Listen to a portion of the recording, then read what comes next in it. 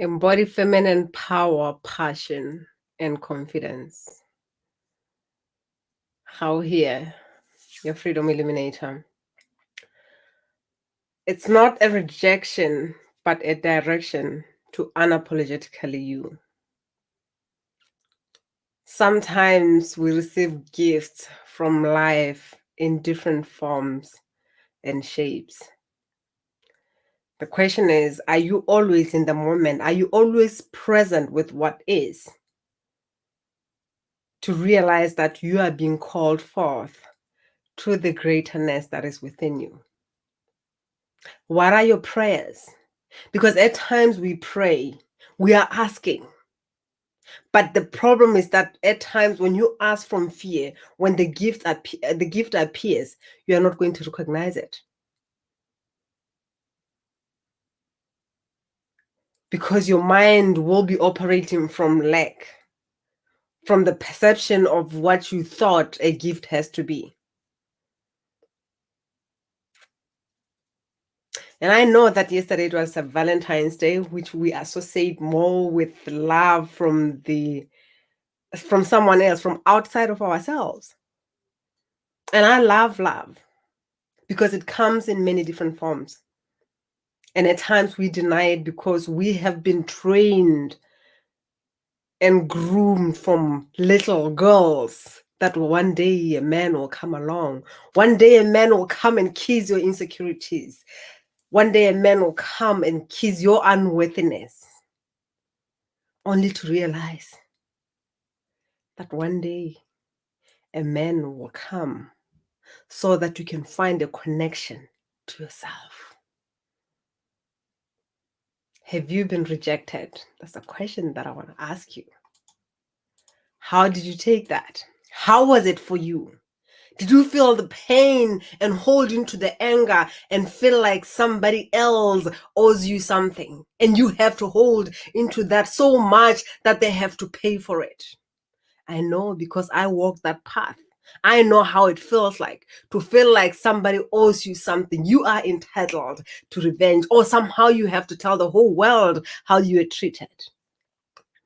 I recited my story so many times from fear, from wanting people to feel sorry for me. As much as I thought that was love, it was not nourishing enough for me to stand in my power and realize that there is something. There is something that comes with this gift. And I'm just here, or whatever that you're going through, I'm just here to say, I see you, I hear you. But trust that it's not a rejection.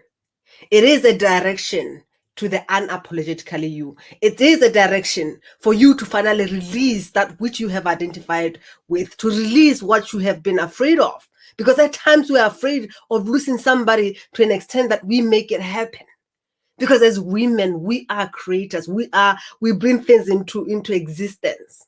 So the more you hold that into your womb, the more you marinate in that in that fear, that shame, whatever that you are holding into, you are bringing more of that. And you invite people who are coming through to show you what you're holding. Because no matter what you believe in, you can show the confidence outside that ego confidence. But if you are attracting people that are telling you that there is something at the core of your being that you have to look at, you have a choice to go within and say, what is it that is bringing these people to me? At what frequency am I operating at? I'm not talking about the frequency of you dropping up everything and holding into affirmations. I am positive. It's good to be positive, but the embodiment of it is what matters. And I know when you talk about self-love, it's not denying yourself other aspects because you have been trained to believe that they are wrong. Self-love is loving the whole of you, that which you see in imperfection, that which you feel is not according to the standards, based on whatever standards that you're given. Being comfortable with where you're at, finding and falling in love with every piece of your being, allowing yourself to give yourself pleasure, not based on the time when that man will come along. It's knowing that whether that man comes along or not, I am here. I am complete. And when that man comes along, you know how you love yourself, and you have already set a tone, a standard for how you want to be loved. How does that feel? I know that at times when you go through stuff, powerlessness is what we feel as women. And we sit in it for a long time. We look back at what has been, and we want to bring that back even though it's gone. Most women marinate in grief of what they have lost.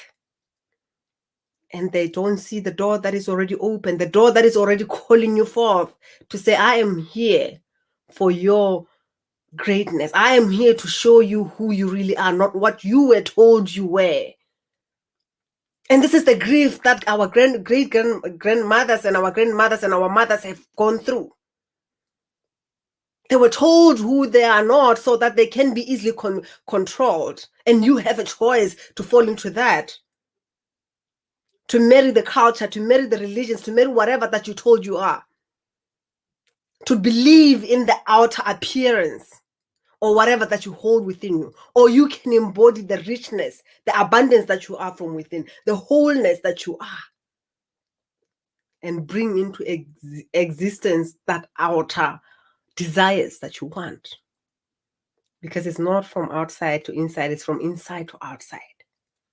When you ooze wealth, confidence, joy, beauty from within, it's not something that someone has to look for. You sit just like a bee and expect that which you are to come to you, that which you deserve, that's which you are. Because if you are sitting in lack, in unworthiness, of course, what are you going to attract? I love you. I love you so much. And how much is my name? Empower women who are going through major life shifts to release grief and embody their feminine power, their passion and confidence. And if anything talks to you, if you listen to your soul when you open your heart and you feel like, I want to talk to this woman, please send me a message. gaumotsemme.org@gmail.com. I'm available. Send me a message on Facebook, on Instagram by Gaumotsemme. And I'll be happy to talk to you anytime. Much love to you, and take care of yourself, and know that there's nothing like rejection. It's just a gift that is coming in divine timing for you because you are loved. Thank you.